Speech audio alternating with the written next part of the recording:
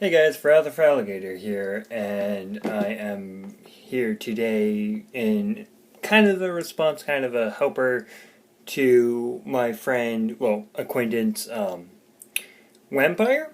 I noticed he got some Yu-Gi-Oh cards, and I commented saying, "Oh, I didn't know you played." Unfortunately, I didn't realize that he said it in his video saying he didn't play.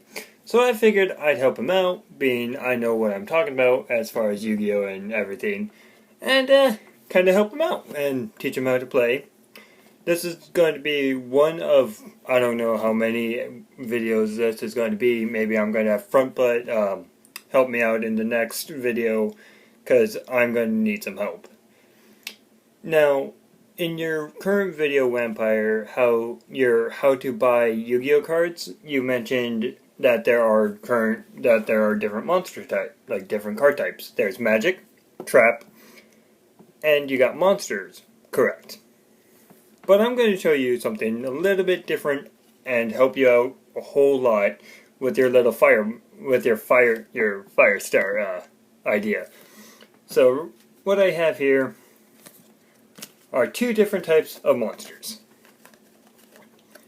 First up is my I'm sorry if I'm going to pronounce this incorrectly.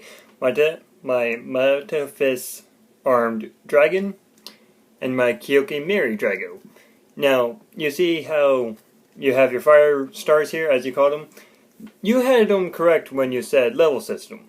You see, Kyokimiri Drago is a level 4 monster, while my dragon here is for level 7. He is a level 7 monster. Now I'm going to explain to you the levels as best as I can in this video, and possibly we will touch up on them in the next video. Now, the reason why I'm holding two different cards, and they are two different shades. You almost have a darker brown compared to a tan colored. So let's go with just the tan monster. Right now, like, the tan monsters are always what we call in the dueling world a normal monster. Normal monsters have no effect in the text right here. As you can see, my dragon is a worm type monster. This right here is an attribute. Attributes vary up in the later cards that I will show you in this video, and I will teach you how to do them in the video with Front Butt. Now, all monsters will have attack and defense. 2800 attack is pretty good for a level 7 monster, but you have to watch out for the defensive, because that's where some of the key points of dueling happens. So keep this in mind. You have 2800 defense, or 2800 attack, 1000 defense. Then you have my Kyokimiri Drago. Excuse me. He is a level 4, and he has a wind element or wind attribute. He is a dragon effect monster. Effect monsters will always have this type of coloration depending on the type of monster it is. I will explain very shortly. Don't worry. Now, effect monsters mostly will have a common effect on the text below.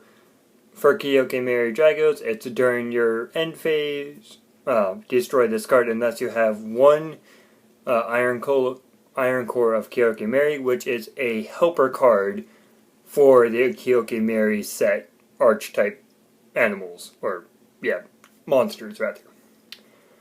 From your hand to the graveyard, or reveal one dragon type monster in your hand. Neither player can special summon any light or dark monsters. Now, I did touch up some on graveyard, dragon type, special summon, light, and dark. Okay, let's go with light and dark. What they mean by light and dark is when you look at the attribute. Let me see if I can get my armed dragon here. He will have, he is a light monster. The little sphere will have, it will be a different color based on the attribute. And it will have a word, it will have the word light, dark, wind, water, fire, earth, and some other types on the card. So you can't special summon Metaphys Armed Dragon. I'll get back to that very shortly. And Dragon type. Since he is a Dragon type, you would probably run him in a Dragon type deck that a lot of people would build for Kyoki Miris and possibly including Dust Dragon type monsters. Now, his attack is 1900, his defense is 1600. I will touch on the attack and defense in the next video, which is going to be a how to play. I'm just going to show you the card types in this video and help you out a whole lot right now. Alright. And now, next, you said magic cards. Magic cards often help or hinder the player. You can usually play these the first turn you get, but it's wise to play them later on. We'll get a whole lot of more specific later on. This magic card is the Cursed Armament. Spell cards are always this color, like a turquoise blue, has the word spell card, and has a little symbol. This little symbol means equip. The little cross is equip. Magic cards don't have attacks. And they also have effects, like effect monsters, but they help the monster. The equipped monster loses 600 attack for each monster you control, meaning I basically give this to one of my opponent's monsters, and they lose 600 attack for each monster I have on my field. When this card is sent to the field to the graveyard, you can target one face-up monster your opponent controls, equip it to this card. Equip this card to that. So basically, what Cursed Armament does is, when that monster that has it, when he dies, it gets passed on to the next monster I choose. And that's what happens when a monster is sent to the graveyard. They get destroyed by battle. I'm going to cover that in the next video. And next up, you said trap cards. So let me dig through my armory here and see if I can find a trap card.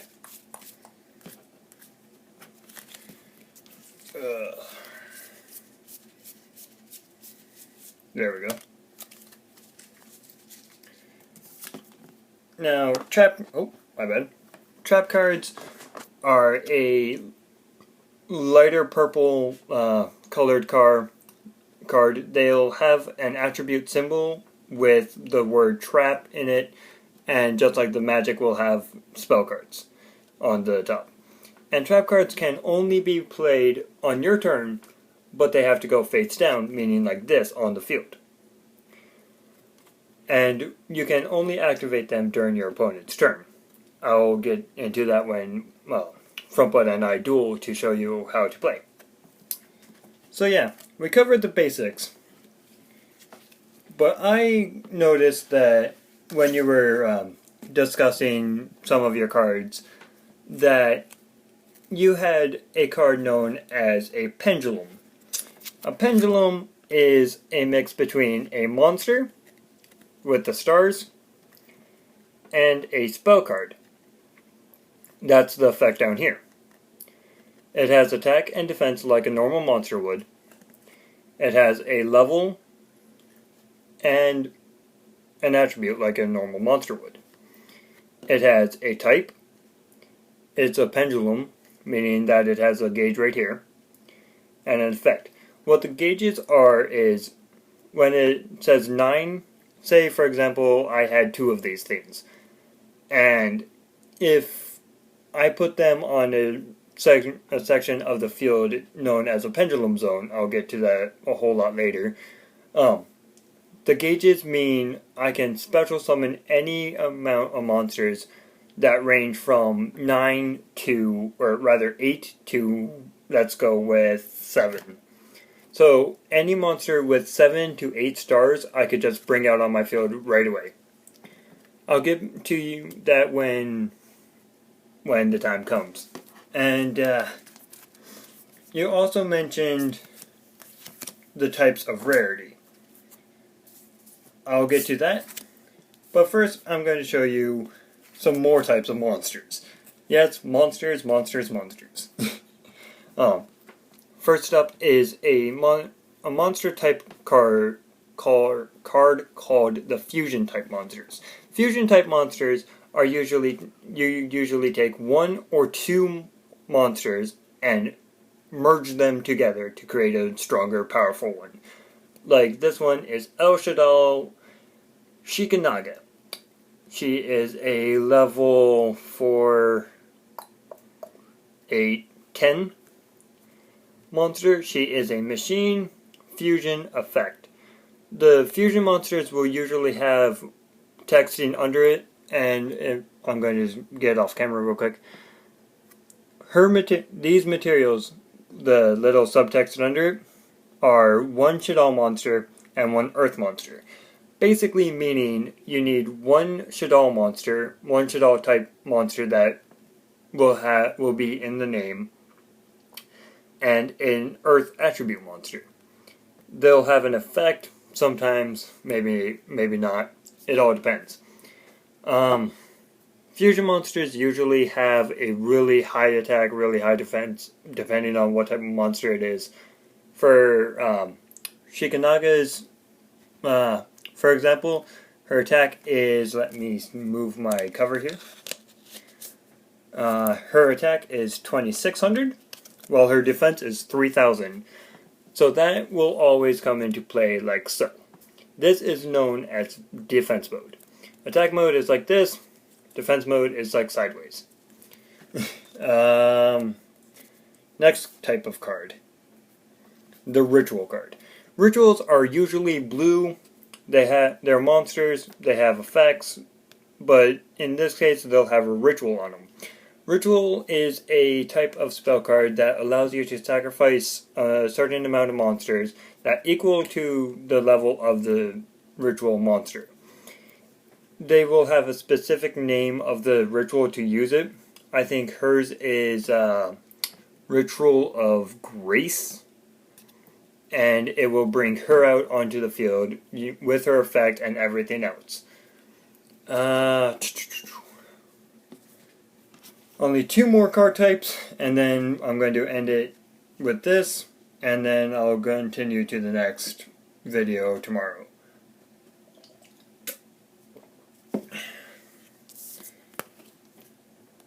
Second to last are known as Synchro Monsters. Synchro Monsters are a little bit higher up than Fusion and Ixies. Or, yeah, Fusion and Rituals, my bad. Ixies will come later. What usually Synchro Monsters will be a nice silver color, as you see here, with the word Synchro on the bottom. Synchro Monsters require a certain type of monster plus a certain amount of monster. For example, he needs one dragon type tuner monster and 1 or more non-tuner winged beast monsters. Basically, what that means is some monsters like Kyoke Mary Drago will have a word known as tuner on the description below, meaning, hey look, you can use me for a synchro monster, meaning put me with another monster and I'll become something stronger. And how that happens is, I'll get to that in the next video, where we're going to run through the whole basics. It's going to be super easy, a little bit less complicated than what I'm talking about right now. And last but not least, one of my favorite card types are known as the XYZ, or Ixie monsters. what they are black bordered cards, well, black cards, with their level on the reverse side of a normal monster. As you can see, Drago's is on the right. My Ixie Bujinki Tesuano is on the left. These monsters they have ranks, not levels. Very, very specific. Basically, how you get one of these guys is, say, like on the bottom, they will have a material like the fusions and the synchros and everything, saying for him, for example, he needs 2 level 2 Bujinki monsters, or rather 2 level 4, meaning I would need to take, let's throw that,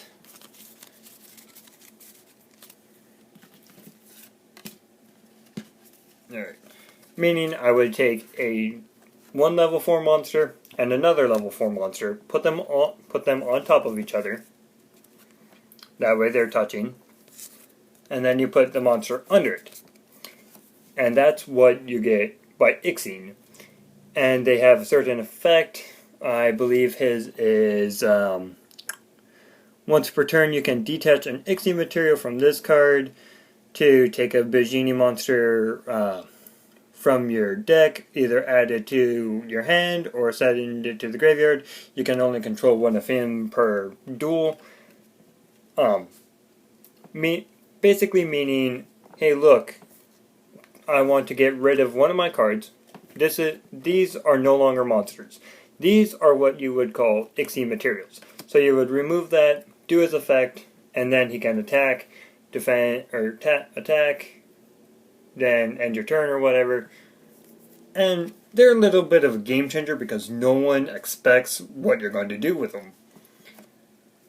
And finally, that was all that I needed to do as far as monsters, and I kind of wanted to show you some of the more rarer type of monster or type of card. You mentioned a ghost rare.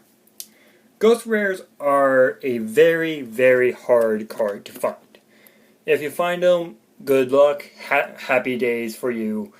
If you find them on eBay for cheap, that's even great. Like, all power to you. And I got lucky by pulling this one out of a pack.